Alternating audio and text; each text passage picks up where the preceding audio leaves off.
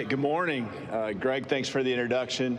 You're doing your research on where I've been here the last couple weeks. So it is great to be here. And first of all, just in regards to Greg, I appreciate his leadership. You know, year two, you understand a little bit more of what everyone does and how well they do it. Man, what Greg Sankey does for the SEC, for college athletics, it's on an extremely high level. And so thank you, Greg, for everything that you do here for us at the SEC as well. So, yeah, I want to thank you all, too, as the media, just a coverage of college football, coverage of our conference, coverage of our teams, Alabama in particular, and all the great stories, the journeys that our guys are on, you guys documenting them and sharing them with the rest of the country, the rest of the world. So appreciate all of you being here today. I brought three players with me. I had a chance to see them this morning. We've both been different directions and busy already, but three talented guys that I want to brag on a little bit here before I kind of move on to some things about the team. Offensively, brought Caden Proctor. He's our third year offensive tackle. He's originally from Iowa, and a couple things. You look at the guy and he's massive, and man, he just just does everything on a high level when it comes to his training. But the thing I'm going to tell you about this guy that's impressive to me as well is that by the end of this season, at the end here in December, he will have his degree. So if you do the math on that, 3 years getting your degree, even a semester in there where he transferred, and that gets harder to do when you do that. But he'll have not just his degree, but right now he has a 3.7 GPA. And so taking 16 credits this summer just so he can be on track to be able to accomplish and walk across that stage, have a great football season, but also, have his degree there. I know he's excited to represent not just the team, but also he, representing the offensive line, our offensive side of the football. He has a lot of great pride in what they're accomplishing and the work they're putting in. Tim Keenan, fifth year defensive lineman. I think the thing with Tim that he's a homegrown, boy from Alabama, and I think when I look at Tim, the team just looks at him as like that big brother. He's a mentor to not just the young guys, but even the old guys. They know they can count on him to be doing the work. He embodies what a student athlete is all about. And I think those that really know Tim and follow what he does, he's got a passion for giving back to the community. He's one of our guys that just is at the forefront, spiritually leading our team, and then also just from a community service standpoint, he's out there. He's a big brother to kids in our community. Man, there's just him understanding the platform he has is so impressive to me. It's been a pleasure to coach him. We get one more crack at it with him, and appreciate his leadership. And then Deontay Lawson. Fifth-year linebacker. He was a captain, really our only returning captain from last year's team. That should say enough right there about how our team views him, how they look at him. His journey, again, everyone's got something a little bit different. Probably thought a year ago at this time he'd be, wearing an NFL jersey. Circumstances as they may be, just coming back from an injury, seeing him attack it, seeing him hit and his mindset, him understanding the circumstances he can't control and what he can. Oh, man, it's just amazing seeing him take over not just the defense, but be a leader on our football team. I walked into a meeting, was looking for a coach, actually. I walked in, and actually it was him holding a meeting with the linebackers. That was, I guess, yesterday morning. It seems like forever ago, but yeah, it was yesterday morning. And listened for about 30 seconds. I knew that meeting was in a good position, coaching it like a coach. And when you have guys on the field that are like him, that understand the depth, the details, you're headed in the right direction and have a chance. So those are our three guys. Super proud of them, their journeys. I think the common theme with all of them is they're high character guys. They're extremely driven. I think, again, they represent a lot of what our team's all about. They're leaders on the team, but they're also leaders in the community. Before I move on to our team, one person I also want to thank is just our athletic director, Greg Byrne, just for his leadership. Much like Greg Sankey, you know, the world of college athletics and it ever changing. You got to have those people at the top that, you know, are working through it and coming up with solutions. And I can't thank Greg enough for the way he communicates with me on the direction we need to be going and what might lie ahead. I think his foresight's been critical going back to when I first got here, and especially even going back to a year ago on what it might look like with the evolving and the evolution of what college athletics looks like today. Second season, familiarity's been a word that's been used a lot already this morning with different interviews. You know, that's great. It helps you feel good about where your family's living and what those routines are. You know, that's important to me and our success. You got to have that piece in place. Familiarity with it, and I think the common word also would be continuity. Starts with our coaching staff. Really, one change on the defensive side of the ball, and then the addition of Ryan Grubb on the offensive side. Everyone else, not just the position coaches, but quality control coaches, graduate assistants, recruiting staff, strength and conditioning, academics, training room, we really had no turnover in all those areas. And so that's exciting to me because I think that says a lot about the belief and the excitement of what lies ahead. And that you have the right people. You know, you talk about getting the right people on the bus, the right people in your program and inside the building, and I feel like we certainly have that. So continuity is a huge piece of kind of what year two is all about right now. That trickles down to your players. You know, the leadership from the staff is there, but really the culture that we want to try to exude, try to have, it comes to life through our players, and they are making that happen. It's the day-to-day, and as we speak right now, they're on the field, you know, in a nice warm morning in Tuscaloosa, you know, getting after it. And I can't tell you how impressed I've been with them just focusing on the main thing, and that's the work. Not getting ahead of themselves, not even worried really about practice number one, game number one for sure, or even further down the road in the season. I know they'll get asked questions about it and have to answer some of those today, but when it comes down to what we're focused on, it's the day-to-day work that these guys are really like honed in on, and making sure that they take care of to give themselves a chance to be highly successful this fall. The team's an extremely coachable group. They compete with each other, a lot of competitions within, you know, but just the competition against themselves to be the best they can be, they've really bought into that.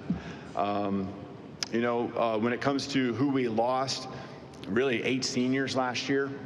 3 on defense, 2 on offense, 3 specialists, which, you know, got asked that question really the first time in a long time talking about our specialists. It's one of the positions and one of the areas you always kind of look past. But as much as we played young guys, we played, I think, the most freshmen on special team snaps in the entire league, and I really think it wasn't even close. There was also 3 specialists, punter, kicker, and long snapper, that were mainstays in the program for quite some time, or had a lot of experience playing at a high level. So we replaced all of those guys, and that would probably be something that we really gotta work through, and got a confidence and belief in the guys that are in our program that they'll step up. So, you know, we're right at about 17 seniors, so that's double what we had a year ago. We did lose the 3 guys to early outs in the NFL with Jalen Milroe, Tyler Booker, and Jahad Campbell, deservingly so. Those guys getting their opportunities to go make the most of it at the next level. So experience, and I think really when it comes down to where do you want to improve, where do you need to get better, it's reps. You know, all of us get better at our jobs by taking more reps. You know, myself as a head coach at this place here at Alabama, you guys in your roles, our players, and then it's reps together. And so again, familiarity, continuity, repetitions. We got to be better in the big moments. We lost some close games last year, and we had chances, maybe not even in the fourth quarter, but we had chances earlier in the game to separate ourselves or make a play here or there. And whether it was the belief or whether it was the confidence, a lot of that just comes through repetitions. And so we've really had a great offseason, understanding where we fell short, why we fell short, not just the what and the how, but the why. And I'm excited about our guys, taking those next steps, understanding when we get in those moments this year, those critical times, how to come through and make the play that's necessary to go win football games. We were undefeated at home. But we also struggled on the road. And we start this year on the road and go to Florida State, and we know that, they're going to have something to prove as well. And so that's going to be, a great environment to get tested early on.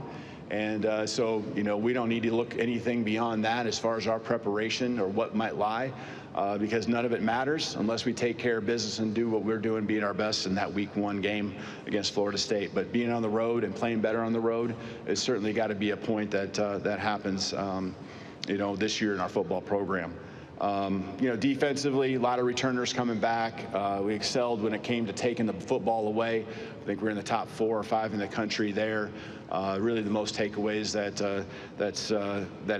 I think 28 was the number in the program going back 7-8 years ago. And when it came to yards per play and all that, it's all great stuff. But the key for our defense is get off the football field.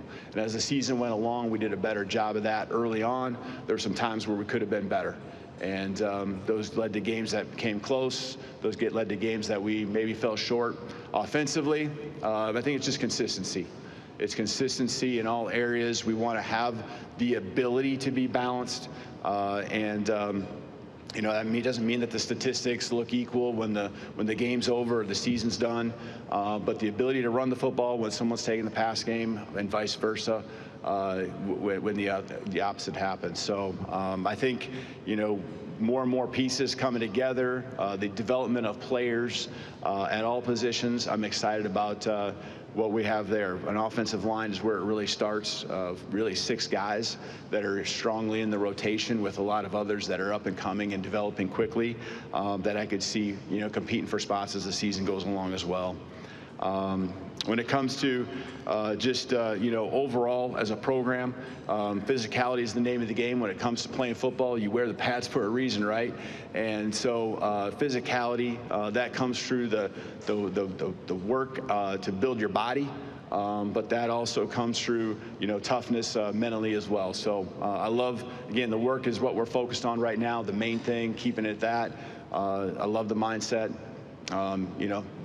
Doesn't guarantee anything, but it gives you a great chance. So excited about 2 weeks from today.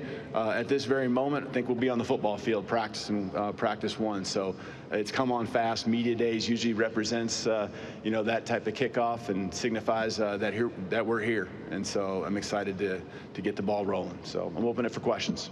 Thank you, Coach DeBoer. If you have a question, raise your hand. We have Gianna, Nathan, and Drayden.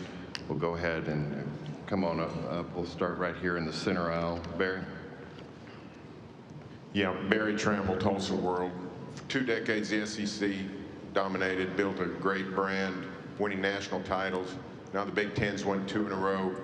How important is it for the SEC, maybe Alabama, maybe somebody else, to stop that streak and get the SEC going again? Yeah, I think individually in our own programs, that's our responsibility to be to be at the top. Right, that's the expectation of, I know at Alabama, but also the expectation for the SEC as a whole. I still feel that the SEC, top to bottom, is as strong as you'll find. And we experienced that last year. You had games where you showed what your ceiling was, but you also had to back it up and play the next week against again, and it showed that every team in the league can win on every given Saturday. So we want to prove ourselves as a program, but also as a league as well. Coach will go right in front of me, about 3 rows back, the section to your left. Coach Joe Gaither of BamaCentral.com. On Monday, Greg Sankey opened up talking about 8 or 9 game conference schedule. Alabama has a lot of great home and homes going out into the next decade. What's your perspective on future SEC schedules? Yeah, I mean, right now that's above me. I know there's questions that get asked the coaches and kind of as you work with your athletic directors, but that's beyond me right now. I know there's a a lot of pros when it comes to strength and schedule, and I'm all for that. You look at our schedule this year, and again, that was built out years back as as well. But we're playing Florida State, Wisconsin, one way, one at home, and so we're all about playing as many high-end games that you can possibly play, and certainly adding another SEC game to the schedule would accomplish that. Coach, we'll go over again to our left on the far aisle, but midway back. Connor O'Gara, Saturday Down South. Did your year one live up to the Bama standard? In which way? Or like to me personally, or what you evaluate to be the Bama standard? Do you feel like your year one lived up to it? Yeah, I mean, for if you internally ask us, no. Like we fell short of making the playoffs, as simple as that, right? And giving yourself a chance to go compete for a championship. I think there's a lot of things that I'm super proud of that are happening within the program that are part of the progression. Yeah, we want it right now too. So yeah, we fell short. Our guys, again, I'm proud of them and the way they've responded to, us, not realizing the goals that we set out to have, and getting back just to work, focusing on the main thing. I feel that's always been the case, but sometimes there's just ups and downs you got to go through, unfortunately, that we had to experience. But in the end, we're going to take advantage of the failures we've had and be better because of it. Coach, we'll go to our other side, to the right here in the second row. Coach J.D. Zaza, WVU A23. Last season, Jahad Campbell was a massive part of your pass rush. Who are some players that have stood out to you on that side of the ball after spring practice and then going into fall practice? Yeah, Jahad, a lot of versatility that he brought, and obviously that's why he was a high-end draft pick. I think, guys like L.T. Overton jump out at me. LT in particular, he was there a lot last year, and I think again those are the next steps you want to take. Now, just not just he, but a lot of the guys finishing plays. But LT's got it in him. He's got the skill set. He's got those instincts. He continues to hone in on taking it to the next level. Quay Rusaw is another guy. And then there's some underclassmen that are coming up that I think are doing a nice job too, and looking forward to their progress that they've made physically to be able to put themselves in a chance to be able to let their work happen on the football field on Saturdays. Coach, we'll go in the section right in front of me, second row. Thanks, Coach. Larry Carlson, History of Longhorn Sports. I was wondering if you could discuss the quarterback room and maybe handicap things for us a little bit. You bet.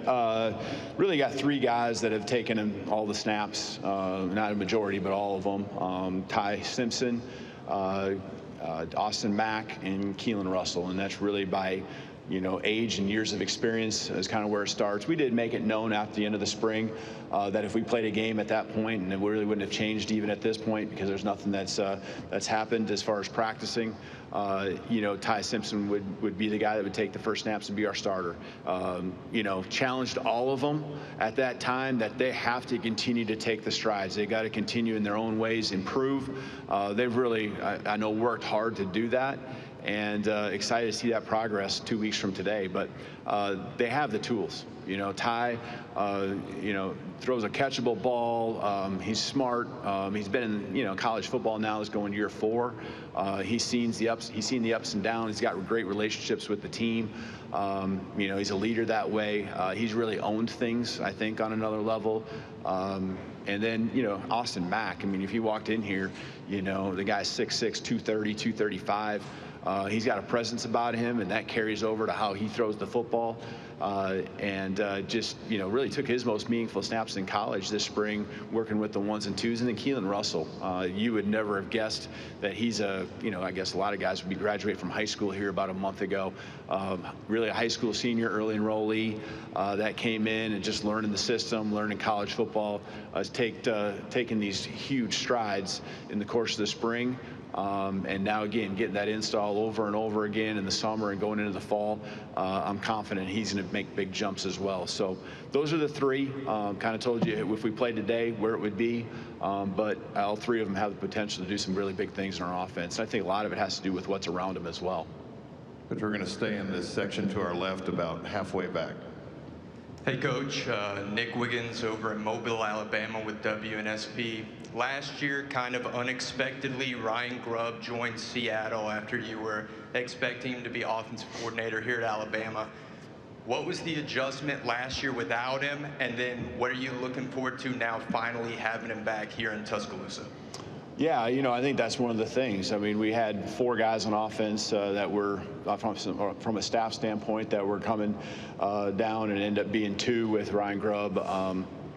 Scott Huff was also taken there up in Seattle. And so, man, when a guy puts in as much time, given it everything he has to the program I'm a part of and working alongside of him, it was one of those moments that was bittersweet, right? Because you want him here with you. I'm talking about Ryan Grubb here at Alabama, but also someone you've coached with for 12, 13 years, known for even longer.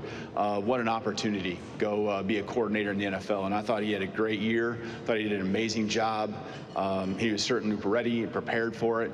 But things happen for a reason. And, him getting a chance to come here and just add to our staff at the level you're talking about with an elite offensive mind, our familiarity with each other, the efficiency we have when it comes to the day-to-day work, off-season, in-season, it certainly helps us, gain even more momentum going into, this fall. But the rest of the staff's been awesome in how they embraced Ryan Grubb coming in.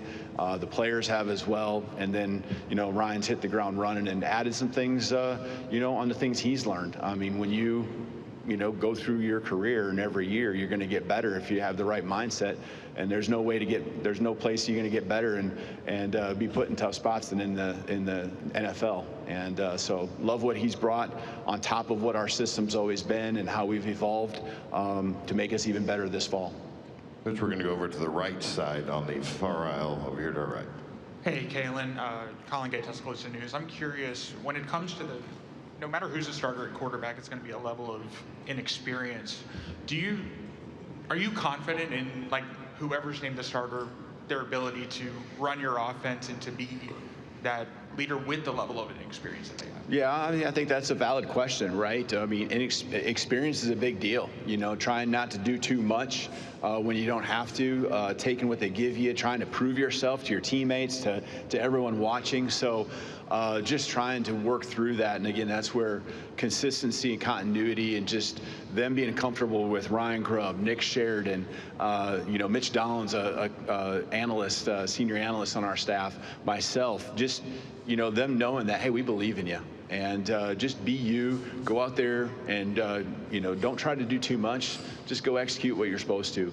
But they got the tools. And so now you're just trying to put them in those moments as much as possible to where the lack of experience, maybe from a game situational standpoint, is able to come out in practice, help them feel prepared. I'll say this. I think going through a quarterback competition, that's pressure alone. These guys are going through pressure every throw. Whether it was a competition or not, we would analyze and break it down and chart it. But every throw and every drive that these guys are a part of, it's critical. To them, winning the job. And I think sometimes going through a competition prepares you for the pressures that are going to come within a season. I've seen that over and over throughout the years when I've had other competitions as well.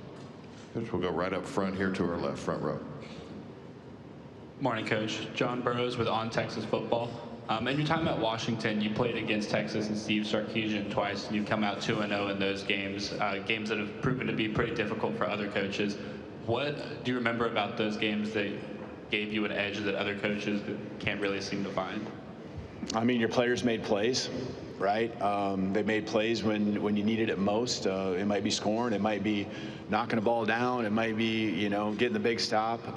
Coach Sark is an elite football mind. He's an elite football coach. He's been doing it as a coordinator, as a head coach on a high level. And so going into those games had nothing but the most respect. Walking out of it, that didn't change. And so, you know, it showed just even in his transition to the SEC last year, you know, that, you know, he evolved and made those adjustments and did the things he had to do to put himself in a spot to not just be playing for a championship, but also in the playoffs.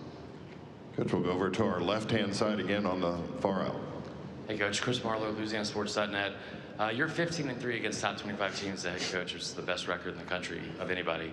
However, 10 of your 13 losses have come against unranked teams and in games you were favored in.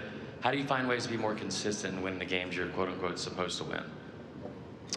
Yeah, I mean, I think it's learning from those mistakes. A lot of those losses happened in year one at different places. You know, and so you want year two, you know, to be moments of growth and where you can polish and clean things up. Areas when you installed offense, defense, special team schemes that are just your foundation, that you can now just, you're never taking it for granted. You're starting over from scratch every single season, but now you build on tangents based on the personnel you have, which help you win more football games.